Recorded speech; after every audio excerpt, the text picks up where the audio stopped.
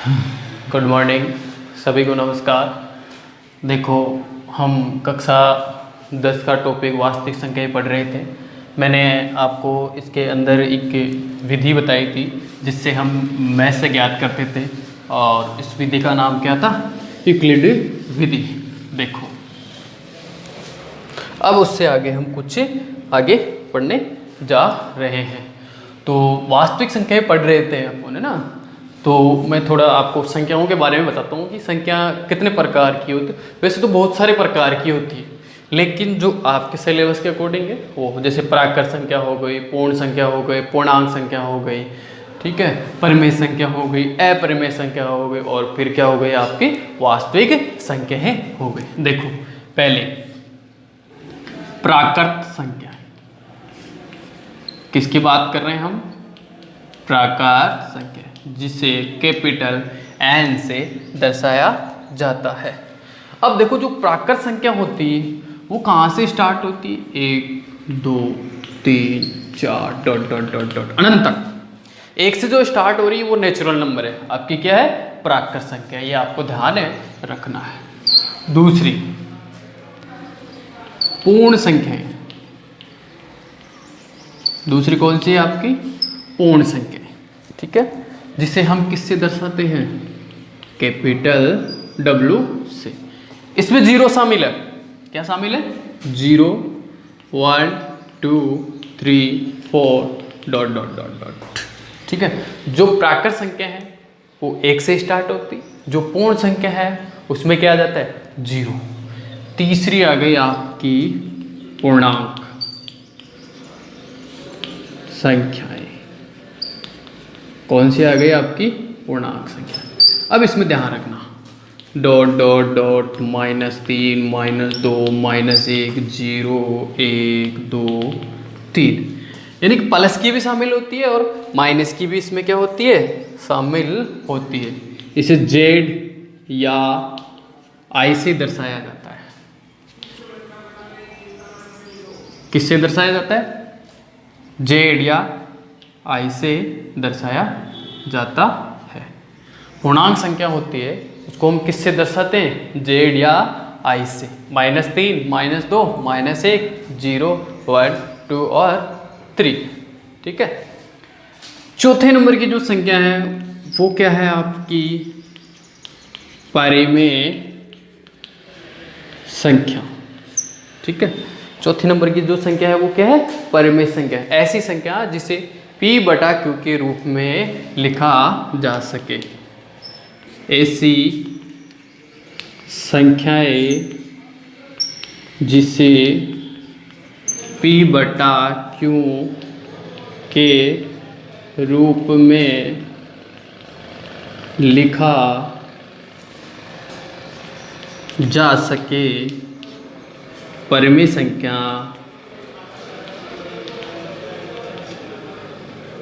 कहलाती है।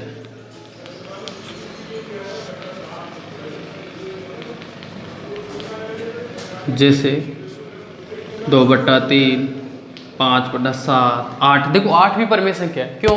क्योंकि हम 8 के नीचे क्या रख सकते हैं? 1 रख सकते हैं, कोई दिक्कत नहीं है, ठीक है। तो ये क्या है आपकी? परिमेय संख्या है। 5/2 8/1। कोई भी, जैसे 5 है, 4 है, 3 है, 2 है, वो सब की सब क्या है? परिमेय संख्या।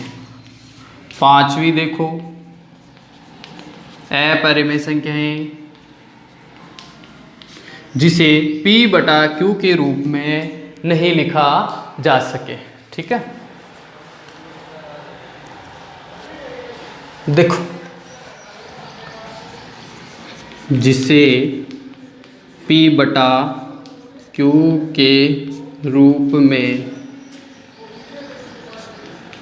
नहीं लिखा जा सके, जैसे पाई हो गया साहब, √3 हो गया, और क्या हो गया? E हो गया, डॉट डॉट डॉट डॉट। इसके भी डॉट डॉट लगा सकते हैं, हमें कोई प्रॉब्लम नहीं है। पाई का मतलब क्या होता है? 22/7। अब भाग देते हो तो आपको 7 का भाग देते जाओ, कभी भी पूरा नहीं होता। √3 का मान भी चलता ही रहता है, कभी भी पूरा नहीं होता। ए का मान होता है वो 2.7 कुछ कुछ कुछ होता ही रहता है, कभी भी इसका पूरा नहीं होता है। जो अपरिमेय संख्याएं हैं वो क्या है, पाई, √3 और ई। तो देखो पराकृत संख्या कहाँ से स्टार्ट होती है, 1 से। पूर्ण संख्या कहाँ से स्टार्ट होती है, 0, शामिल हो जाता है 0 1 2 3 अनंत तक। पूर्णांक संख्या कहाँ से होती है, माइनस वाली भी आ जाती है, 0 भी आ जाता है और 1 भी आ जाता है, ठीक है। परिमेय संख्या जिसे p/q के रूप में लिखा जा सके उसे क्या कहते हैं, परिमेय संख्या। 2/3, 5/7, केवल 8, ये भी क्या है, परिमेय संख्या। यहाँ मैंने 1 लगा दिया तो 8/1 हो गई, p/q के रूप में लिख दिया।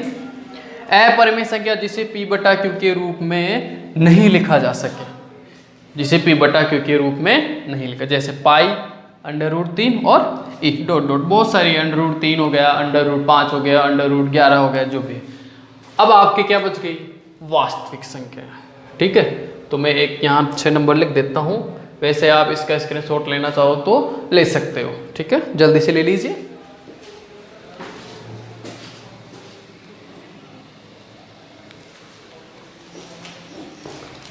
चलो अब 6 नंबर की जो संख्या है वो लिख देता हूं मैं। वो कौन सी है, आपकी वास्तविक संख्या, जो कि हम पढ़ रहे हैं।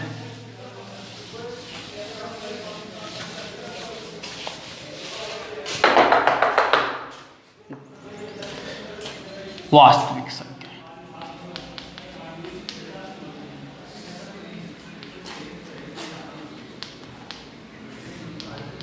ऐसी संख्या जिसमें परिमेय अपरिमेय दोनों संख्या शामिल होती है उसे हम क्या कहते हैं, वास्तविक संख्या।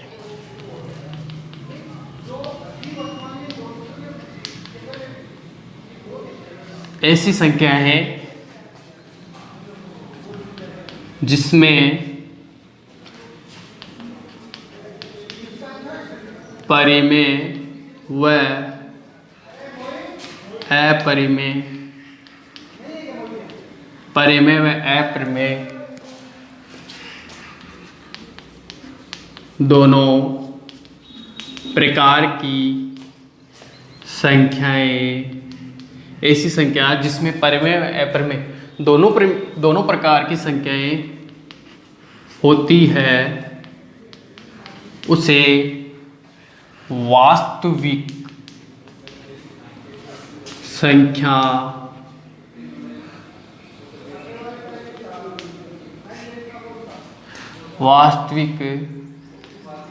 संख्या कहते हैं। जैसे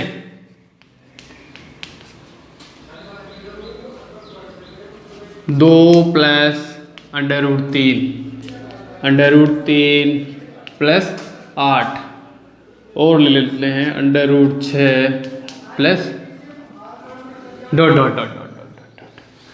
वास्तविक संख्या है, जो रियल नंबर है वो क्या होता है, ऐसी संख्या है जिसमें परिमेय अपरिमेय दोनों प्रकार की संख्याएं होती है उसे क्या कहते हैं, वास्तविक संख्या कहते हैं। जैसे 2 plus √3, √3 plus 8, √6 plus 11 dot dot dot, ऐसे है ना, ठीक है।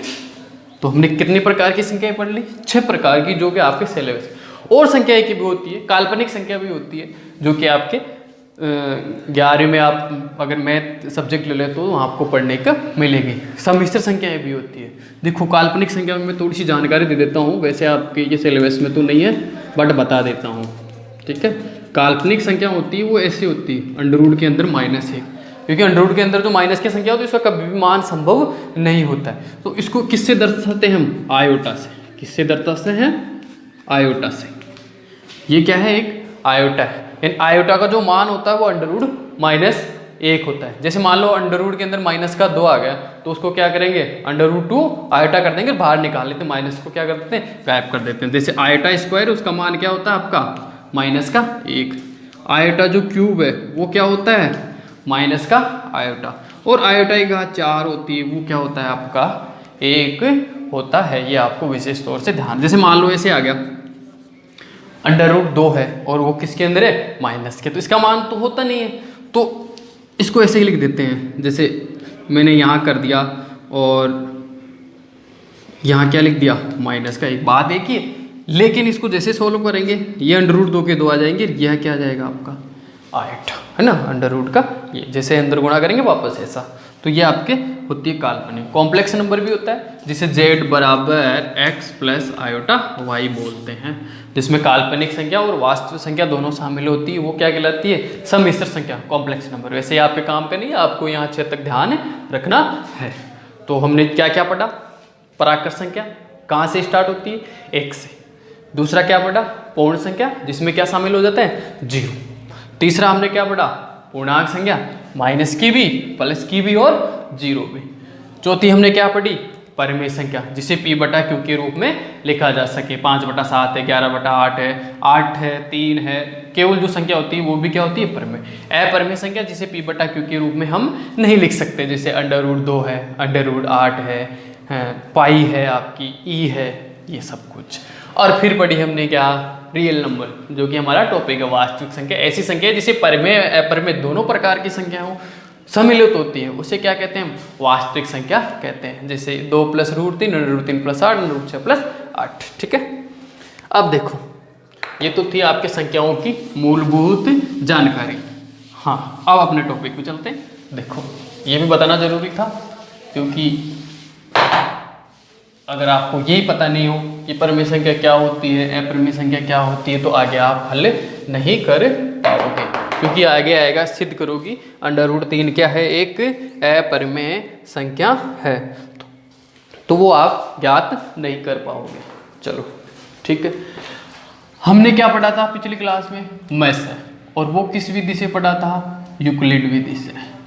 किस विधि से पढ़ा था, यूक्लिड विधि से।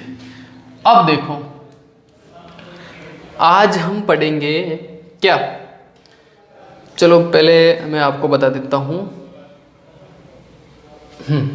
कई बार ऐसा सवाल आ जाता है कि अभाज्य गुणनखंड के रूप में व्यक्त करो।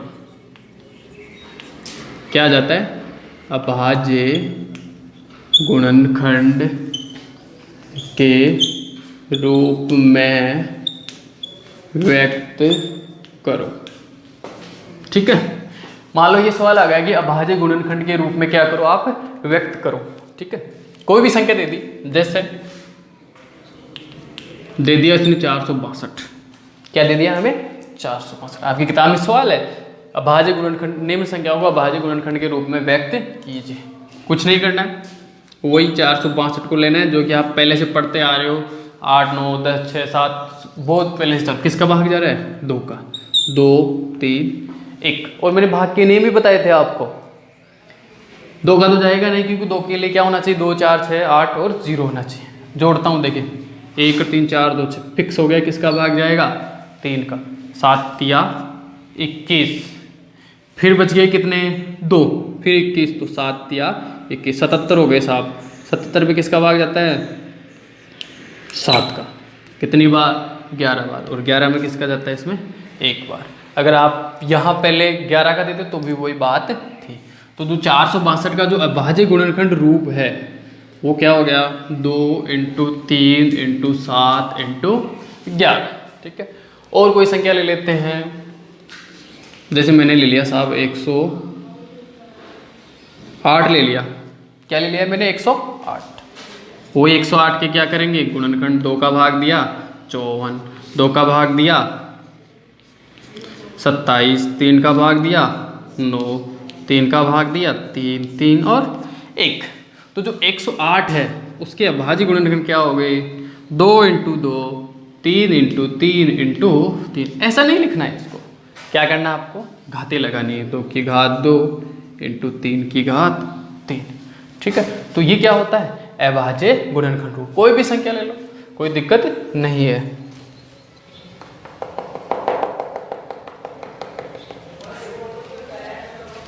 देखो और ले लेते हैं एक संख्या, जैसे मैंने ले लिया साहब 468, आपकी किताब में है 468, किसका भाग जा रहा है, 2 का, 2 3 4, फिर 2 का जा रहा है 1, ये आ गया। अब देखो 7 1 8 1 9, जो मैंने नेम लिखा है वो काम में आ रहे हैं, क्योंकि 117 में आप भाग दोगे पहले से पता थोड़ी चलता है, देख लो 7 रेख 8 रेख 9, नियम याद है तो ऑटोमेटिक पता चल जाएगा किसका भाग जाएगा, 3 का भाग दिया 3 बार, और फिर बच गए 2, कितनी बार चला गया 9 बार। देख लीजिए आप 3 का भाग देखिए ये आएंगे। फिर किसका दे रहे हैं 3 का, 1 बार और 3 बार, फिर 13 का देंगे तो कितना जाएगा आपका 1। तो 468 is equal to 2 into 2 into 3 into 3 into 13, 2 की घात 2, 3 की घात 2 और 13। ये क्या है इसका अभाज्य गुणनखंड, 2 की घात 2 इंटू 3 की घात 2 इंटू 13। तो जितने भी सवाल है आपके अभाज्य गुणनखंड के रूप में व्यक्त कीजिए, वो आपको ऐसे कर लें, भाग देना है और जितनी घात है उतनी लिखने हैं, और नहीं आए तो वैसे ही वैसे लिखना, नहीं कोई दिक्कत वाली बात है, आपको नहीं होनी चाहिए। अब आगे देखो, जैसे हमने अभाज्य गुणनखंड किए वैसे ही अपने क्या आ जाता है कभी कभी कि अभाज्य गुणनखंड, ये तो हमने क्या पढ़ी थी, यहाँ तो यूक्लिड विधि भाग देते हैं फिर भाग देते हैं फिर भाग देते हैं, नीचे जो शेषफल बचता है इधर जो भागफल होता है वो क्या हो जाता है आपका, क्या हो जाता है मैसे हो जाता है ना, SCF। अब जो मैसे याद करेंगे वो किस विधि से करेंगे, अभाज्य गुणनखंड विधि से। किससे याद करेंगे, अभाज्य गुणनखंड विधि से, मैसे और लेसे भी इसी से याद करेंगे। अभाज्य गुणनखंड विधि से मैसे व लेसे, दोनों मैसे और लेसे दोनों हमें किससे ज्ञात करना है, अभाज्य गुणनखंड विधि से। तो देखो कैसे करते हैं, वैसे आप पढ़ चुके हो फिर भी मैं आपको एक थोड़ा सा और बता देता हूँ। जैसे मान लो कोई संख्या दे रखी है आपको 12 और 15, इसका आपको क्या पूछ लिया, मैसे भी पूछ लिया और क्या पूछ लिया, लेसे भी पूछ लिया, महत्तम समापवर्तक भी पूछ लिया और लघुत्तम समापवर्तक भी आपको पूछ लिया। तो देखो पहले तो हम क्या ज्ञात कर रहे हैं, लेसे, LCM। देखो 12 यहाँ कोमा लगाना है और क्या लिखना है आपको 15। लेसे ज्ञात कर तो एक साथ गुणनखंड करना है, और जब मैसे ज्ञात करे तो अलग अलग गुणनखंड करना है, फिर उनमें से जो जोड़ा मिल रहा है वो क्या हो जाएगा उसका मैसे। देखते हैं किसका भाग जा रहा है 2 का, कितने आ गए साहब 6, 15 में नहीं जा रहा तो ऐसे कैसे उतार दो, जिसमें भाग नहीं जाता है वो संख्या ऐसे कैसे उतारी जाती है। फिर 2 का भाग 2 3, यहाँ कितने हो जाएंगे 15, फिर किसका भाग देंगे 3 का, यहाँ 1 यहाँ 5, फिर 5 का देंगे यहाँ 1 और यहाँ 1, और इनको क्या कर लेंगे गुणा कर लेंगे, 2 इंटू 2 इंटू 3 इंटू 5, 4 × 3 12 और 12 पंजे 60। ये तो आपका क्या है लेस, क्या है लेस, सब में भाग देना है और बाकी क्या करना है गुणा करना। बात करते हैं हम किसकी, मैसे की, H C और F। देखो अभी मैंने बताया था कि मैसे ज्ञात करना हो तो क्या करना होता है, आपको अलग अलग गुणनखंड करने होते हैं। किसका भाग जा रहा है अभी 2 का, 6 2 3 3 1, तो 12 के बराबर लिख दूंगा मैं 2 इंटू 2 इंटू 3, यहाँ लिया मैंने साहब 15, किसका भाग दिया 3 का, 5 और 1, यहाँ लिख दीजिए 15 3 इंटू 5। अब इसमें जो सेम संख्या है उसका एक जोड़ा बनता है, 2 है नहीं तो 2 का जोड़ा नहीं बनेगा, 3 है इसमें भी है, तो एक तो 3 ये रहे एक 3 ये, दोनों में आने चाहिए, उसी को बाहर लेते हैं। तो इसका मतलब में से क्या हो गया इसका 3, में से क्या हो गया 3। अगर मान लो यहाँ पर 2 और आ जाता तो क्या कर लेते हम 3 इंटू 2 कर लेते, तो में से क्या हो जाता 6। जितने जोड़े मिलेंगे उधर लिखते जाएंगे और गुणा करते जाएंगे तो आपका में से आता जाएगा। और देखते हैं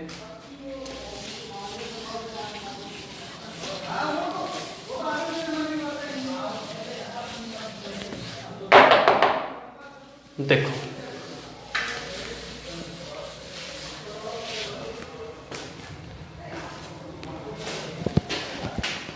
1 2 इंटू 2 का और लेता हूँ मैं छोटा सा, फिर 3 का बता देते हैं ना 2 वाले की जगह। जैसे मान लो कोई संख्या आ गई आपके पास 60 आ गया और 70 आ गया मान लेते, लैसे ज्ञात कीजिए। तो लैसे के लिए तो क्या लेंगे, ऐसा कुछ करेंगे और किसका भाग जा रहा है, 2 का। 30 35 15 35 3 का 5 35 5 का 1 7 और 7 का 1 और 1। तो इसका जो लैसे है वो क्या हो जाएगा, 2 × 2 × 3 × 5 × 7, 4 4 3 12 12 पंजे 60 और 60 सत्ती 7 42 420। ऐसे नहीं है तो धीरे धीरे कर लेना, कोई दिक्कत नहीं है। ये तो 4 हो गए साहब, 2 2 को गुणा कर लो, ये 15 हो गए, ये कितने हो गए 7, 60 हो गए और ये कितने हो गए 7 7 42 420। यानी कि जो इसका लैसे है वो कितना आ गया 420। बात करते हैं हम किसकी, मैसे की। अलग अलग गुणनखंड कीजिए। 2 का भाग दिया 30, 2 का भाग दिया 15, 3 का भाग दिया 5, 5 का भाग दिया 1। 70 के लिए 2 का भाग दिया 35, 5 का भाग दिया 7, 7 का भाग दिया 1। जैसे 60 लिखेंगे 2 × 2 × 3 × 5। 70 के लिए हो जाएगा 2 × 5 × 7 मैसे।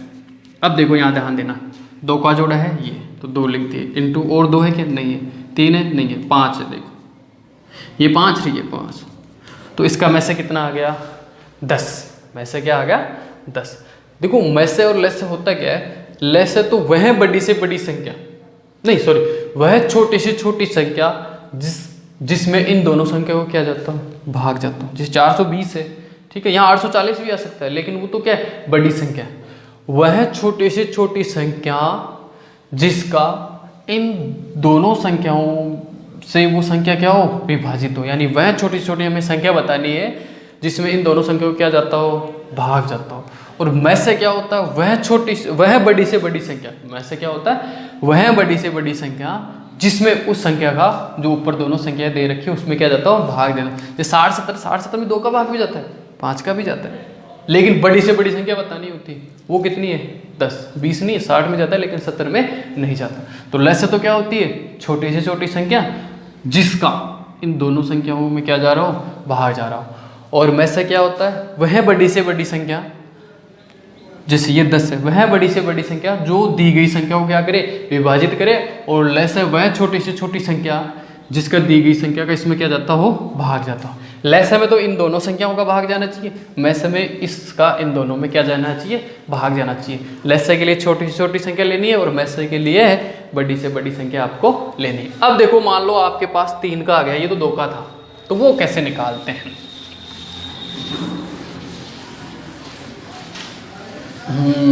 चलो पहले एक उदाहरण देता हूँ मैं। एक जो है एक प्रमेय है वो आपको ध्यान रखना है, लेस इंटू मैस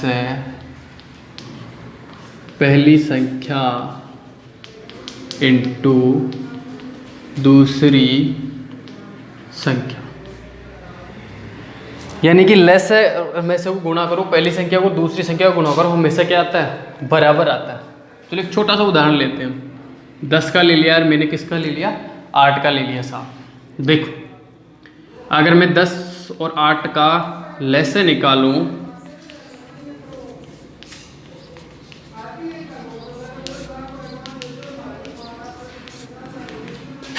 तो जो लैसे है वो क्या हो जाएगा 2 × 2 × 2 × 5 40। देखो 2 × 4 4 दूनी 8 8 पंजे 40। बात करते हैं मैसे की।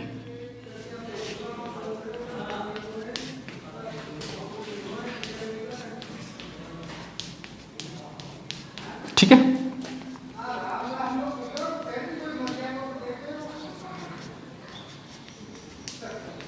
ये लो जोड़ा किसका बन रहा है केवल 2 का, तो जो मैसे है वो कितना आ जाएगा आपका 2। अभी मैंने ऊपर क्या लिखा है मैसे इंटू लेसे, पहली संख्या इंटू दूसरी संख्या हमेशा क्या होती है बराबर होती है। देखिए लेसे कितना है इसका 40 और मैसे कितना आया 2। ठीक है, पहली संख्या कितनी है 10, दूसरी संख्या कितनी है 8, 40 पंजे 80 और 10 8 20 80। इसका मतलब हमारा जो लस्य है और जो मस्य है वो 100% क्या है, सत्य है। लेकिन ये कितनी संख्याओं के लिए मान्य है, केवल 2 के लिए। नहीं कि 3 में लगाने लग जाओ, लस्य इंटू मस्य, पहली संख्या इंटू दूसरी संख्या। कई बार ऐसा होता है कि लस्य दिया होता है, मस्य दिया होता है, एक संख्या दी होती है और क्या पूछी होती है, दूसरी संख्या पूछी है। तो आपको क्या करना है, इस संख्या का इसमें क्या देना है, भाग देना है। मान लो ये सवाल होता कि इस संख्या का लस्य तो कितना है 40 है, मस्य कितना है 2 है और एक संख्या 10 है, तो दूसरी संख्या क्या करो आप, ज्ञात करो। तो हम क्या करते, लस्य इंटू मस्य, पहली संख्या इंटू दूसरी संख्या, ऐसे ही करते हैं। और दूसरी संख्या हमने मान लेते हैं x। दूसरी संख्या हमने क्या मान ली, x। सवाल आ गया कि एक 2 संख्याएं हैं जिसमें उनका लस्य तो कितना है 40 है, मस्य कितना है 2 है, पहली संख्या कितनी है 10 है, तो दूसरी संख्या ज्ञात करो। हम जानते हैं लस्य इंटू मस्य, पहली संख्या इंटू दूसरी, लस्य इंटू मस्य, पहली संख्या इंटू दूसरी संख्या, हमने x मान ली। ये हो गए आपके 80 और ये हो गए आपके 10x। इसमें इसका भाग दे देंगे 80/10x, तो x बराबर 8। ठीक है, तो वो संख्या कितनी आ जाएगी आपकी 8। अब कुछ भी दे सकता है, हो सकता है कि लस्य दे और में से नहीं दे, पहली संख्या और दूसरी संख्या दे दो, कोई सी पूछ सकता है उसका, उसमें क्या दे दो, भाग दे दो और इसके अंदर रख दो। तो ये हमेशा सत्य होता है, लस्य इंटू में से, पहली संख्या इंटू दूसरी संख्या। ठीक है, चलो अब 3 का देखो वो कैसे होता है। अगर 2 का आ गया आपको तो 3 का भी आ जाएगा, कोई दिक्कत वाली बात नहीं है। मान लो आपको संख्या दे दी 12 दे दी, 15 दे दी, 21 दे दी, लस्य भी पूछ लिया और में से भी पूछ लिया। ठीक है, लस्य पूछ लिया, में से पूछ लिया, अभाज्य गुणनखंड विधि आपको दे दी। तो देखो कैसे करना है। पहले निकाल रहा हूं मैं एलसीएम, 12 15 और 21, भाग दिया मैंने 2 का, 6 आ गए, 15 आ गए, 21 के, फिर 2 का दिया मैंने, 3 आ गए, 15 आ गए और 21। अब किसका जाएगा साहब, 3 का, 1 बार, 5 बार और 7 बार, फिर 5 का दिया, 1 1 और 7, 7 1 1 और गुणा कर लेते हैं। लस्य is equal to 2 into 2 into 3 into 5 into 7, 4 4 3 12, 12 5 60, 420 हो गए। ठीक है, अभी हमने किया था 4 4 3 12, 12 5 60, 6 7 42, 420। बात करते हैं किसकी, मस्य की, एससी की। 12 के टुकड़े कीजिए, 2 का भाग 6, 2 का भाग 3, 3 और 1, फिर 15 के करते हैं, 3 का भाग दिया 5, 5 और 1, और फिर करते हैं अपने 21 के, 3 का भाग दिया 7, 7 का भाग दिया तो 1। ठीक है, 12 के अंदर आ जाएगा 2 इंटू 2 इंटू 3, 15 के अंदर आ जाएगा 3 इंटू 5 और 21 के अंदर आ जाएगा 3 इंटू 7। अब इनमें जो कॉमन जोड़ा है वो देख लो, 2 या नहीं है, 2 भी नहीं है, 3 यहाँ है और यहाँ, तो जो मस्य है वो कितना आ गया, इसका 3 आ गया। तो ये आपको ध्यान रखना, जैसे 2 का होता है वैसे किसका होता है, 3 का। बस यहाँ ध्यान रखना चाहिए कि जो संख्या है वो इसी में होनी चाहिए। एक चीज़ और ध्यान रखना, अगर मान लो कोई जोड़ा नहीं मिल रहा है, जैसे मान लो यहाँ क्या आ गया भाई साहब, 4 आ गया, कैसे भी करके 4 नहीं या 2 ही आ गया, ऐसे मान लो यहाँ 8 होते हैं ना। अब इनमें जोड़ा नहीं मिल रहा है साहब, जब जोड़ा नहीं मिलता है तो वहाँ मस्य क्या होता है, जब कोई भी गुणनखंड उभयनिष्ठ नहीं हो, तो जब कोई भी गुणनखंड उभयनिष्ठ नहीं हो तो उसका मस्य 1 होता। ठीक है, ये आपको ध्यान रखना है। चलो आगे अब कल पढ़ेंगे, तब तक के लिए आप इसका रिवाइज करते रहिए। ठीक है बेटा।